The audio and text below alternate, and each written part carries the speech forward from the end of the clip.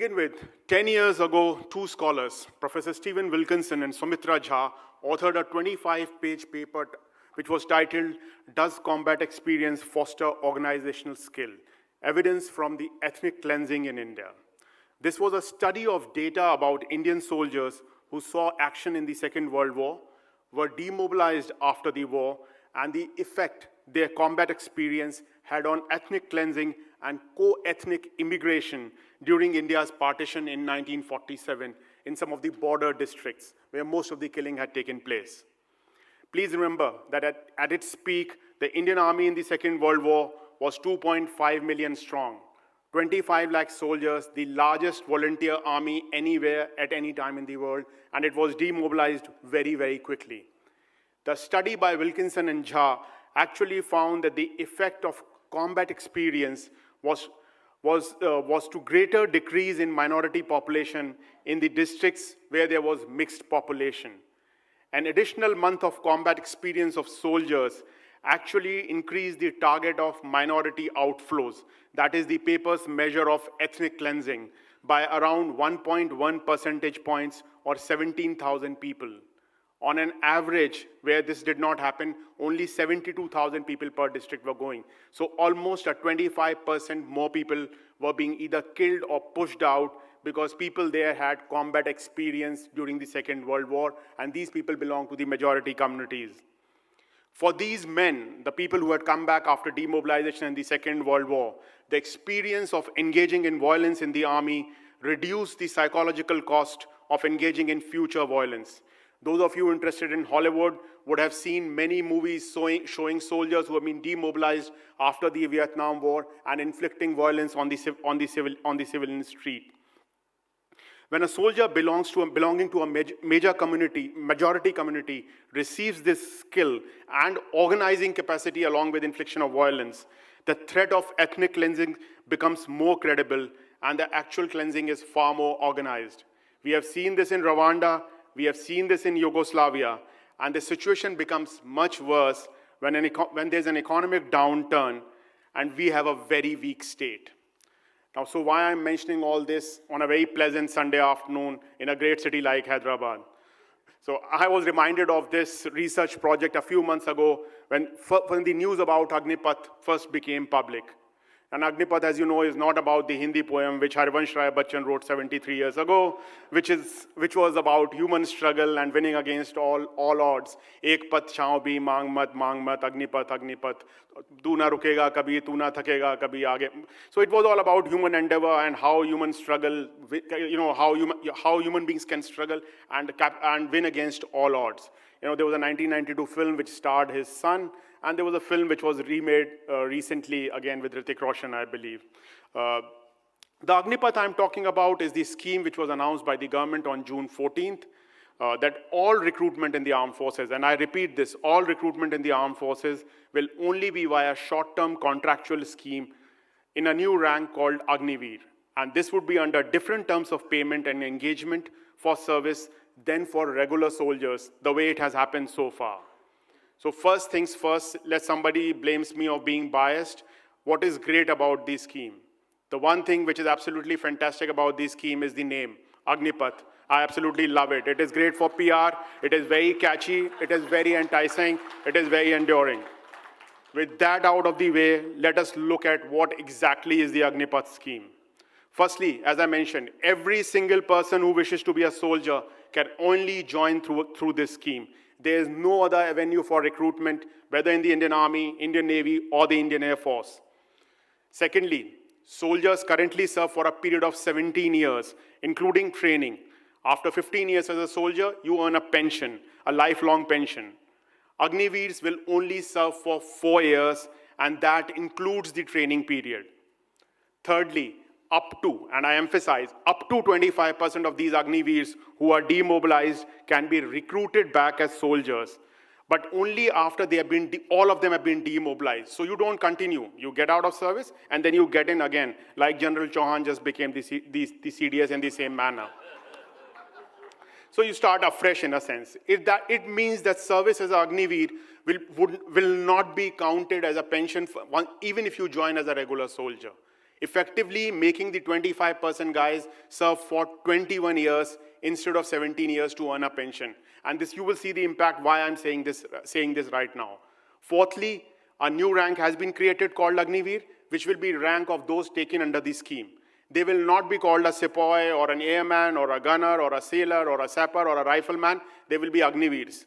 This is an absolutely new rank, and I don't think there's a parallel which exists anywhere in the world for this kind of rank. Their monthly salary has been fixed at a new scale of 30,000 rupees per month, with annual increments taking it up to 40,000 rupees per month in the fourth year. There is no DA, there are no other increments, there is no other fixation. It is much lesser than what a soldier gets now, because he gets the DNS allowance and all the other advantages as and when the inflation goes up. Fifthly, their training period as of now will only be 6 months, which is at least 12 months lesser than what the recruits training currently is. And as many military veterans, much more senior than me, have written about it, 6 months basic training is good enough to maybe make a young man stand straight and look like a soldier, but not good enough to perform like one. Sixth, the retired Agniveer, and 23 is too young for anyone to retire. You know, some of us don't even start our jobs when we are 23. Will get no benefits. There's no pension, there's no medical facility, there's no gratuity, there's no canteen facility, there's no ex-serviceman status, nothing. You are not getting anything when you are demobilized or retired after you finish your Agniveer stint. And the skill set that you would have acquired in those 4 years would be rather limited to be of much use in civil life. The promise of reservations, which the Indian media and some of my former colleagues highlighted very loudly, does not bear any evidence when you look at what has gone on with the ex-servicemen reservations so far. And even if all the CAPF vacancies, the paramilitary vacancies, were to go to the Agniveer, barely 10% of the Agniveers who will left can be taken by those things. Moreover, privatization of PSUs and reduction in strength of paramilitary forces is a reality which would further reduce these opportunities. I don't know how many of you paid attention to a very small news item that recently at 60 airports in India, 1,900 odd CISF personnel were replaced by private security guards. If this is the case, what is the reason for going down this path? The government says it wants to make the army younger. This is a load of, if you pardon my French, nonsense. I don't want to use the other word. The average age of soldiers is now around 32 years, 33 years, which will supposedly come down to 26 to 27 years over time. Now, 32 years is not too old in today's time. Federer just retired at the age of 41, and he was playing at a very good level. Players, international players, everyone, we know fitness levels have gone up. You all talk about 60 is the new 40 and 70 is the new 50. So this doesn't happen. And more importantly, and I don't want to be casual about it, every single soldier has to pass a fitness test every year. There are tests called the physical proficiency test and the battle physical efficiency test. Like every year in service, the 20 years that I served in, I ran in full battle gear with a rifle 5 kilometers in 25 minutes. If you don't pass it, you are not good enough. So what has age got to do with it? If I am fit enough, I'll continue. If I'm not fit enough, I'll be waylaid, I'll be thrown out. I don't understand this argument that somehow somebody who's younger is better. In any case, soldiering is not about some basic freak fitness levels. It is also about being able to work together as a team with the emotional maturity to handle stress and having the benefits of experience of having seen a situation before. That comes only with a certain age and experience. And when soldiers serve for 21 years, the 25% who have been taken back, the age of those professionals, the guys who would be leading your teams as a Havaldar or as a sergeant or as a Nayak or corporal or whatever, would be much higher than earlier, because they would have served 4 and then they would be starting their 17 lot. How does it reconcile with the government plan of having a younger leadership then? Or the fact that most militaries globally are becoming more technologically advanced and inducting women into services as well. If you're going to use this argument, then tomorrow you're going to say that women cannot enter military service. This is completely antithetical to how the modern world is moving. The armies are looking at technologies, armies are looking at, unmanned warfare, newer technologies, and we are talking about having 21-year-old guys because they have to run, something, maybe climb Mount Everest or do something like that. The argument of a lower age profile is prima facie flawed. It is actually not a reason, but only has been rolled out, to my mind, as a post facto excuse. So what is the real reason then? The real reason is money, paisa, l'argent, damli, whatever you wish to call it. Even though the defense minister dismissed this question in a press conference where Agniveer scheme was announced, as everyone knows, no such proposal moves in the government till the time the financial implications are studied and approved by the finance ministry. To be fair, this is a very valid reason. Look at our budgetary allocations for defense pensions. You would be surprised that we spend more on our defense pensions alone than Pakistan spends on its full defense, at least officially. It is much more than our allocations for an REGA and midday meal schemes combined, just the defense pensions. But that is not the bigger concern. The bigger worry is that the defense pensions budget is increasing very sharply every year because of 2 or 3 factors. One is the one rank, one pension, or the OROP scheme. The second is the 7th pay commission.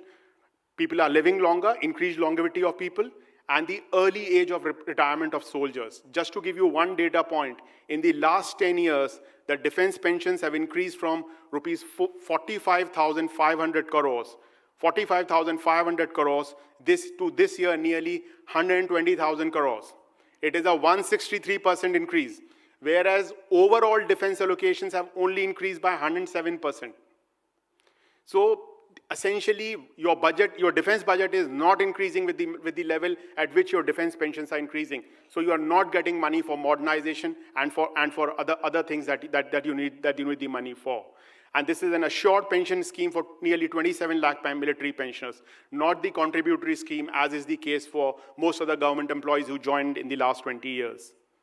But the government is unwilling to accept this truth. It does not want to acknowledge that it is doing it for this reason. It's a very hyper-nationalist government which rides piggyback on the military. The 2019 Lok Sabha elections were fought on the issue of Balakot airstrike and Wing Commander Abhinandan and his moustache. UP elections in 2017 was on the so-called surgical strikes on the line of control. Mr. Modi is himself very fond of wearing the military uniform and has done so on numerous occasions. Before 2014, at a rally in Rewari, he himself promised the one rank, one pension and announced a version of it in 2016. Now the situation is such that in 2019, it was to be refixed, but the government just sought time from the Supreme Court till December. And I'm talking about 2019, it had to be fixed. We are now looking at 2022. Once the Supreme Court asks it to do it by June, it says, no, we can't do it. Can we get time till December to do it? Such is the economic burden that is coming out of this scheme. But if you take a much bigger view, slightly, if you get up out of this, just the defense pensions or the defense budget thing, it is essentially the point is that the Indian economy has not recovered since demonetization in 2016. The economy is not doing well. And unless it picks up as it was between 2003 and 2012, there will never be enough resources for the military. And the national security will suffer. This is the big message from Agnipath. And no excuses can cover up for that harsh reality that we are facing today. To be fair, it is true that this scheme was actually proposed by the army, and I have it on good authority from very senior people involved in decision making. But the proposal was only for around 5,000 recruits to be taken every year out of the 50,000 or so which are recruited as soldiers. It was to be something like the short service scheme for the officers, similar terms and conditions. And if the tenure was 5 years or longer, these short-term soldiers would have also earned a gratuity, which would have made their tenure more satisfying and financially rewarding. The army's very simple and rational proposal was captured by the political bureaucratic leadership, which essentially ran with it. This morphed into 100% Agnipath recruitment, in which the finance ministry was also closely involved. The army resisted at every stage over the past 2 years. And over the past 2 years, not a single soldier was recruited because we had a pandemic. You could have elections, you could have everything, you could get religious festivals, you could have Ram temple inauguration, Varanasi, everything could go on. But no recruitment took place in these 2 years when more than 50,000 additional Indian soldiers were deployed in eastern Ladakh on the China border. So that was the kind of pressure that was on the army during this time. So clearly, army can't resist beyond a point in a country where civilian control is supreme, and that is rightly so. It is so there, and army actually had to concede once the government puts its foot down. But why was the army opposed to it? So army was worried about the functional aspects. Firstly, it believed that only 4 years of service was too less. At least if somebody puts in 7 years of service, it is something where he gains enough experience doing 1 or 2 or 3 tenures that you can use him at an optimum level. The second worry was about army's attractiveness as a career. As we have seen, large number of young men are still applying, so somebody can get up and say, oh, but 100,000 people have applied. But that is essentially exploitation, because we have very high levels of unemployment. People apply for anything and everything. If 4 years, if you make it 2 years, people would still be applying. But please remember, till now, army was on the top of the list for young men in certain rural areas of India to join as a career. It brought respect, it brought money, it brought early retirement with good pension. Once the same people will see a couple of batches, somebody's nephew, somebody's younger brother, somebody's friend, coming back after 4 years as Agniveer in civil life and struggling to find a respectable job, you can imagine what the response would be. When you see an Agniveer who's been demobilized as an ATM guard or selling vegetables or riding a rickshaw, and I have full dignity, I understand this dignity of labor and I'm not against these jobs, but this is the way society looks at it, and it would diminish their attractiveness as a career of Agniveer. Young folks would then prefer the Central Armed Police Forces or police. This would automatically raise questions about the quality of the material that the army will get, their motivation, and the social standing of the soldier. These have been very big factors in India, that you get the best lot as young men, and it has happened since the East India Company times. In the 17th and 18th century, during the Napoleonic Wars, the British used to get riffraff of the society. People used to prefer to go to jail than to be recruited at that point in time. It is when they come to East India Company that they get best of the lot to be recruited in India. And that has continued since, because you get pension, you get social standing, you have the imprimatur of the state with you, and that's the way it has been. It has continued for last 275 years in India. That is going to fundamentally shift if this scheme is implemented in the manner it is being implemented. Organizationally, there will be challenges of very short training period, which is bound to reflect in the effectiveness of the soldier. As only 25% will be recruited as regulars, this will breed unhealthy competition in a job where trust is paramount. You run into the enemy fire because your comrade is providing you fire. I trust that guy to give me covering fire because that's the way it works. Now, if I know only one of us can go and get full service with pension and I'm going to be left out, I don't know how much of trust that would generate in service. There will be much greater turnover in units. People will come quickly and go. So taking away the spirit of camaraderie that comes together by being in this kind of environment over a long period of time. Of course, this scheme will also need more recruiting infrastructure. It would also need more training infrastructure, which comes with its own costs and own infrastructure.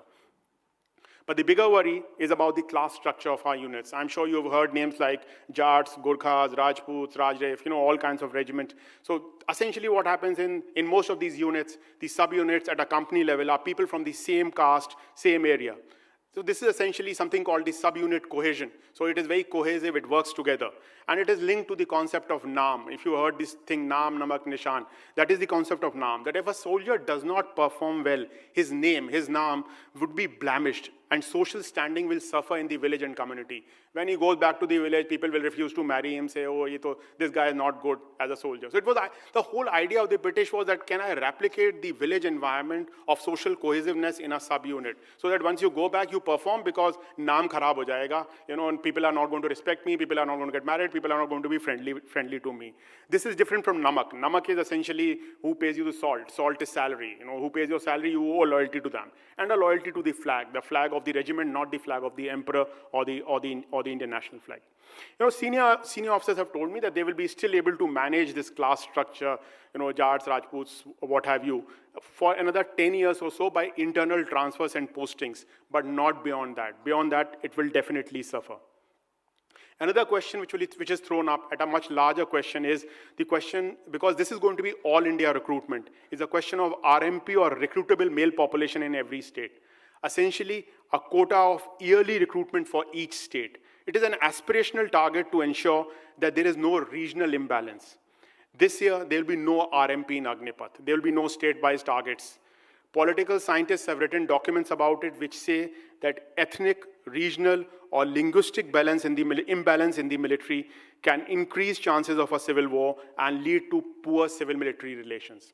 We have seen what happened with Pakistan and East Pakistan and how it became Bangladesh. Please do not forget that at its peak in the 1960s, 70% of Pakistan army came from 8 districts of Punjab and northwestern frontier province at that point in time. Only 8 districts used to provide 70% of the army in Pakistan. And that is how the amount of disgruntlement that you saw in Bangladesh happened. Of course, there was economic disparity, there were political challenges, the major cyclone that came in. But the fact is, it has been globally studied that this is an effect, there's an effect of imbalance, a regional imbalance, ethnic imbalance, linguistic imbalance.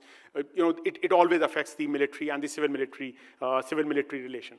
And I'm speaking in Hyderabad, which always raises the question of weak federalism and the excessive centralization that we already see upon us. If all of this was not evidence enough, there's stronger proof that the consequences of this scheme were clearly not properly thought through. Look at the mess we have created with the Gurkhas from Nepal. The commitments made in the 1947 tripartite agreement between the United Kingdom, India, and Nepal are not being kept. And this has meant that the Nepalese government had said that we cannot recruit from there till the time they sort out this issue. Because it is believed that every Gurkha who comes and serves from Nepal would serve till pension. And India is saying, no, everybody comes as Agniveer, so your pension is not guaranteed. Now, why are we willing to lose this constituency in Nepal when China is already gaining ground there? And essentially, pensions plus salaries plus whatever other things that we do in Nepal amounts to almost 2 to 3% of their GDP every year. It's a very significant contribution. And essentially, we are saying, okay, we don't care, we'll probably recruit people from other areas in India, but we are losing a major constituency there. Let me now go back to what I started with, the paper by Wilkinson and Jha. So young men trained in violence and organization will be thrown back into this cauldron in today's India of poor economy and weak state capacity, where state has lost its monopoly over violence, and all this in an environment of a very majoritarian polity. What could probably go wrong? It does not take a rocket scientist to solve this simple equation. We also know that the army refused to give the official number of Muslims to the Sachar Commission, but reliable estimates internationally as well as nationally have placed the number of Muslims in the army at 2 to 3%, when they form 14% of India's population. I'll leave it at that. And that brings me to my final point. The whole scheme is part of a larger political plan where the military is no longer insulated from the society, as has been the case so far since the British era, but it will be closely amalgamated with the society. This has been the motivation behind increasing the vacancies in National Cadet Corps or the NCC from 1 lakh to 2 lakh per year, and increasing the number of Sainik schools to 200 across India with private partnership, not just government-run Sainik schools. And of course, I'm sure the private partners would include all kinds of organizations. Some of the organizations probably people here may not be very comfortable with. Similarly, I'm told by senior officers that the aim eventually is to have a Agniveer from every village in India to be serving in the army for these 4 years. This reads perfectly fine in theory, but in practice, it is about what Professor Vinayak Chaturvedi of the University of California writes in his new book on Mr. V.D. Savarkar. Savarkar's principal conclusion in Chaturvedi's words was, I quote, Hindus had not only existed in a state of war in the past, but they also needed to embrace permanent war as part of their future. For Hindus understand themselves as Hindus through acts of violence, unquote. This idea of violence being central to a Hindu identity is the total opposite of Mahatma Gandhi taught us. And today is the International Day of Non-Violence. I stand here on Mahatma Gandhi's birthday, which is celebrated globally as the International Day of Non-Violence since 2007. The Savarkar idea of violence and Hindutva may be the most damaging and pernicious outcome of this Agnipath scheme, something 21st century India can certainly do without. Thank you.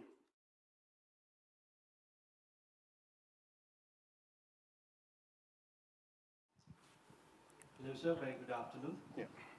Sir, I would like your opinion on how you compare this Agniveer, our program, with that of the other countries, for that of Egypt, who has a mandatory participation of every citizen in this.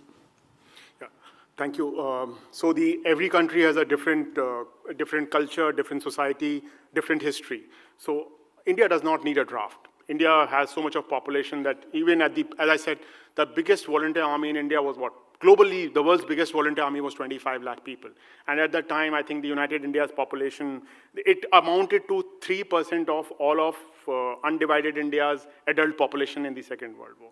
We have never had a problem of manpower. So, what you were talking about in Egypt or during the Vietnam War in the United States about draft, or what you're seeing in Russia now, which is going on in Ukraine about the draft, which is compulsory military service, is something very tricky. And I think by late 20th century, it had been shown that this is not the best model to work. Only countries with very small population and very small resource base refer to draft or compulsory military service. Most modern democracies, most Western democracies do not actually aspire to have compulsory military service or drafts.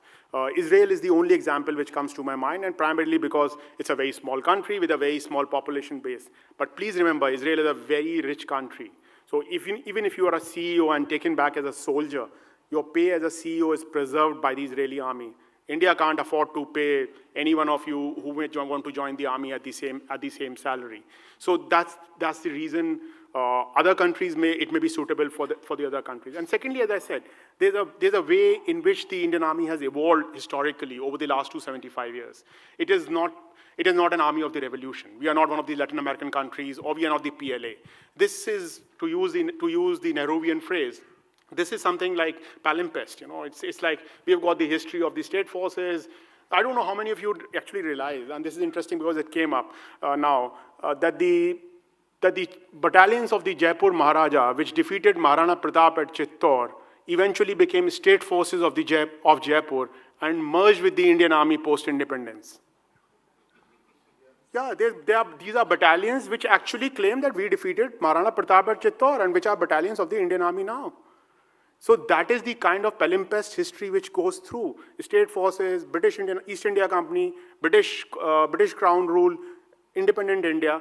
And that's the way Indian Army has evolved. That's the way it has evolved. It has never been a clean break that in 1947 Indian Army decides, okay, we are an army of the revolution, this is the independent Indian Army, and everything else in the past has gone away. No, that's not the way Indian Army has evolved. And it has performed perfectly fine. 1971, 1965, great examples, 1948. We've done reasonably well, better than most of the armies in the world. And more than the fact that we have done better in the wars is the fact that India has never been like other developing countries in terms of democracy. Indian democracy has always stood, and that is owed to the kind of structures that have evolved over a period of time. The young gentleman. Good afternoon, sir. So I might have an unpopular opinion. So this is the age of AI. We are talking about machine learning. I was watching some Chinese AI bots, like they were stationed throughout the border. So it hurts, like machine killing a human. So is it not rational to decrease the army, I mean in the physical, and increase AI bots like that? Yeah, so these new domains of warfare, as the military term goes, is something which most modern armies, as you said, the PLA in China, the United States Army, they are all pursuing these newer domains of warfare. But in India's case, can it replace the older generation of warfare, the operational and the tactical domains? Not really. And I'll tell you the reason simply. Because we are one of the few countries in the world, and I think most of South Asia, and I include China in that, where every inch of territory is so important. Like, historically, because we lost territory, we are obsessed with territorial integrity. Please remember, if you go back and look at the Second World War, armies would withdraw 100 kilometers, 200 kilometers routinely to go and capture territory somewhere and then go on negotiating table. Armies do not work in the 15th century Rajput paradigm of saying not an inch of territory will be lost. You fight at where you are best placed to fight. You don't fight for every inch. But that is the way we have evolved, and that is the way our political imperative is. Our political leaders say not an inch of territory will be lost. And if you say that, that can only be done by boots on the ground. AI, to my mind, even today, at least does not have the capacity to keep boots on ground. And even the Chinese army, at the end of the day, has deployed 30, 40, 50,000 soldiers in eastern Ladakh, rather than just leaving it to UAVs or unmanned vehicles to occupy that area.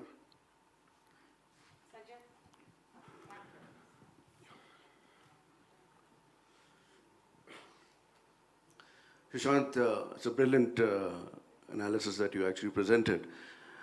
But the chilling conclusions that it is taking me to is what is making me actually take a deep breath as I talk about it. Is Agniveer creating, at the taxpayers' cost, an army of mercenaries against the taxpayers? Is that what I need to conclude? Now, that's a tough one too. So maybe that may be a cynic's view or a very pessimistic view. But what my bigger worry is that, see, Indian economy is not doing well. The Indian state is slowly losing its monopoly over violence. And in this case, if you place young men trained in violence in this kind of a very majoritarian political environment, this creates a very unstable environment which could lead in any direction. Is it being done by design or is it happening by default? The outcome would be the same. My big worry is that. So I'm not saying that somebody is saying by design that I want to kill everyone sitting in this room with XYZ name. I'm not saying that. But the point is, if you do this, what is the outcome you expect? If you put 2/3 petrol, 1/3 diesel and put it to fire, you will make a Molotov cocktail, whatever you may call it. My worry is about the outcome, not about, and I'm not going about the motivations at this point in time. My question was the very fact that last, when you ended up the entire talk with Oh, no follow-up questions, Sanjay, please. So, So you're actually going to the same, the ideology is about that. But Hinduism is... Ram, can we have the next question? Sorry, Sanjay, thank you.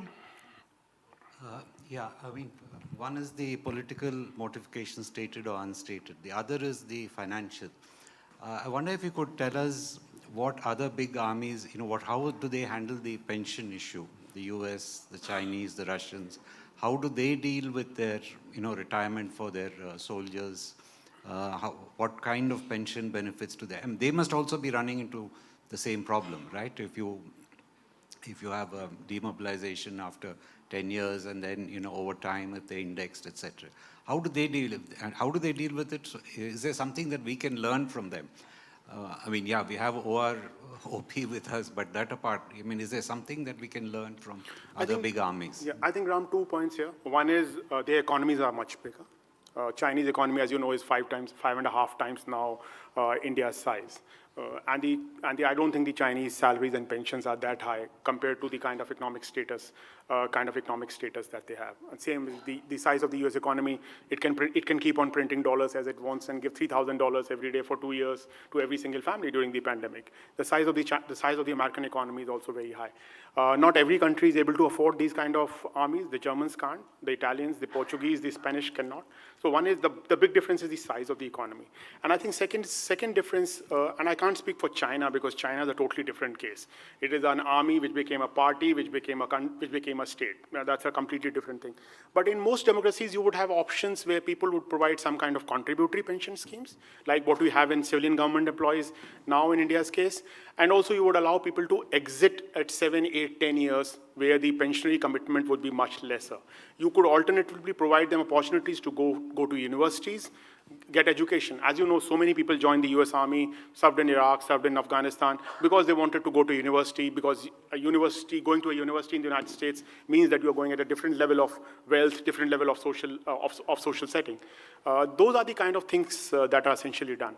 But the fact is that the two examples that you gave are of countries whose economies are much, much bigger than India. I think US economy would be about 17, 18 times now India's size. The Chinese is 5.5 times. So yeah, we're really talking about that. Hi, Sushant. Excellent session. You must have made a wonderful deep work into the problem.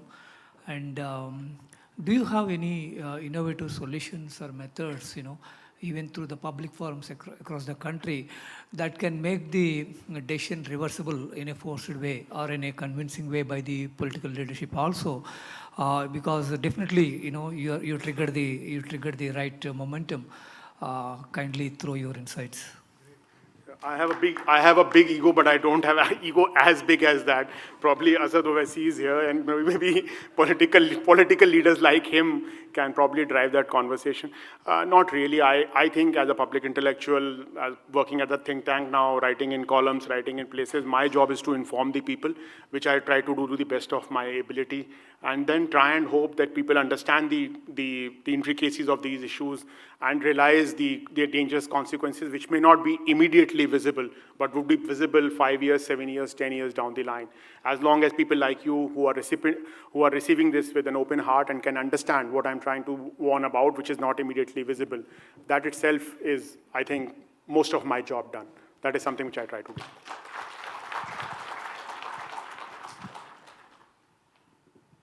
I would request you to expand a little more on the consequences and the implications of women being recruited in the army of this scheme.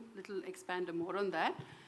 And I have one concern, and I would like to know your thoughts on this, that when you unleash a group of mercenaries on a majoritarian mercenaries in the society, the danger is not just to the minorities, it is also to the women. We are also looking at gender, increase in gender violence, and minority as well. So this is a huge thing. So I would like to know your thoughts on that. I think you have answered your question. Patriarchy always goes hand in hand with majoritarianism everywhere in any part of the world, and I think patriarchy would, of course, be a major concern if young violent men are left in society. What was the first question? Sorry, I just forgot. About women being recruited. If you could please expand a little more on the implications of women entering the army, where this scheme is concerned. So as of now, they have not given out any plans, I think, except for the Navy has said, and Navy is a very small force, as you know, which has asked for recruitment of women as soldiers. The Army has not so far given any option of women being recruited as soldiers in this scheme. Eventually, it may come through, but what more or less we have seen in last 92, 93 were when women were first taken as officers. We are now 30 years down the line. What we have seen is that it has been more tokenism than real empowerment. And it surprised me that Pakistan had women fighter pilots before we had. Bangladesh had more active women service officers than before we had. And I think there's been a great amount of hesitation in conceding to the women, I think because of essentially a very conservative, a very patriarchal mindset that most people of a certain generation in India still continue to suffer from, and those who happen to be the decision maker. The idea of honor, which is inbuilt into patriarchy, which you spoke of, also disallows people to somehow think of women as property, that they would be violated, we need to protect them, we need to shield them, which is completely antithetical to how women should be looked at as an equal gender, doing equal things with equal rights, equal privileges. And I think that's something which we'll have to fight even longer in India to get that way. And I'm sure, hopefully, we'll get sooner than later, we'll get there. We'll have to call it out as well. Yeah, definitely. Sujata Rao. She's giving you the mic. You had mentioned that the armed forces were against it for 2 years. The policymakers fought it. So there, I assume there is some amount of deep discontent because they can also see the implications for the future of the army, future of national security and national peace and whatever, the other implications for the country as a whole. So why is it that they are letting it go? Because army is not such a weak link like civil society is. And if the farmers could fight this government, why is it that the army is not able to put up a fight? After all, they fought the war. No, I can think of two find many. No, I understand. Why are the generals defending it? And So why there are they just saying, no way, that's it? There are two reasons I can think of. I can't speak for the generals who are defending it, but there are two reasons I can think of. One is the inherent culture of the army, especially in India, where it is directly under civilian control, and beyond a point you don't resist. You say we will put our point of view across. We will say our objections. But if the civilian leadership says, okay, go ahead and do it, then there are only two options: either you resign or you follow. So, and resignation is a very, very big thing. People don't resign that easily. So I think that one is the culture part, this is the culture in which you operated. This is the dynamic of civil-military relations in which you have operated, so you will follow that. The second, I think, is a lot of people who are very clever think, oh, this is not going to have an effect in my 2 to 3 or 4 years that I'm going to be here. The effect is only going to come later. Somebody else is going to buy, I'm kicking the can down the road, somebody else is going to buy this. And I think that's more or less the case. But 2 years of resistance is not less. Please try and understand. You would not want a scenario where the army puts its foot down, because then tomorrow it can put its foot down on issues which may not be to your liking. So, however I may dislike any decision, at no point in time would I ever say that an army or armed forces in any country should resist the civilian leadership, elected political leadership in any way. We have seen what has gone on in Pakistan, and that should serve as a huge warning to us. From the last row. Good afternoon, sir. Sir, I came from North India, and in North India we have witnessed the incidents like Hashimpura and Meerut, where we have witnessed the excessive use of force on minorities by the paramilitary forces like Rapid Action Force, CRPF, PAC. And recently, in Aligarh Muslim University, I, as a student, witnessed the severe crackdown by the paramilitary forces during the CA movement. My question, or it sounds like an observation, my question is to you, since you are an ex-army officer, that how can a young Muslim student, when his nationality is questioned on the daily basis, how can I restore my faith in Indian military or Indian army?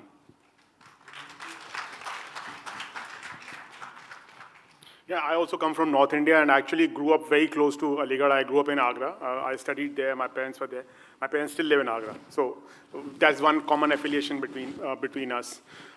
It's not a matter of faith. I think, as Mr. Owaisi spoke in the morning about the Constitution and about the constitutional values that India espouses, and about the ability to fight back, to keep hope, to keep faith, is about fighting back and standing up for what is right, and ensuring that if things are going off the wrong path, we have to bring them to the right path. This is what all of us are trying to do by raising our voices, by speaking for those issues. And essentially, it is the constitutional protection that would provide us. So, firstly, and to your specific question, I would differentiate between the paramilitary forces, state police, and the army. The army is still, I would think, much better in its behavior and performance than the paramilitary forces and the state police. It is still far more secular, far more disciplined, far more conservative in its behavior, less politicized in its behavior, at least with the larger public in mainland India. And I'm not talking about Nagaland or Kashmir. I'm keeping that aside for a moment. The army behaves much better than paramilitary forces or police. So it would be unfair to compare the two. But for the larger question that you raised, it's about fighting back, standing up for constitutional values, and believing in the Indian Constitution, and ensuring that what our Constitution bestows to all citizens, irrespective of gender, caste, religion, color, creed, is made available to them, is provided to them. That's something we all need to fight for.